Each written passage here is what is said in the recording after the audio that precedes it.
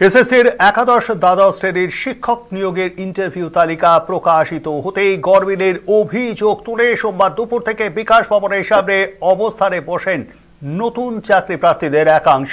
3 ঘন্টার ডেডলাইন বেঁধে দিয়ে সরকারকে কার্যত চাপে ফেলে দেন তারা।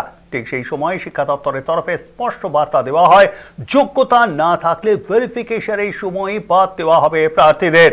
অপরদিকে আন্দোলনের মাঝেই সাংবাদিকদের মুখোমুখি হয়ে শিক্ষামন্ত্রী ব্রাত্য বসু জানান, শিক্ষক নিয়োগের শূন্যপদ বাড়ানোর বিষয়ে মুখ্যমন্ত্রী মমতা বন্দ্যোপাধ্যায়ের সঙ্গে তার প্রাথমিক আলোচনা হয়েছে।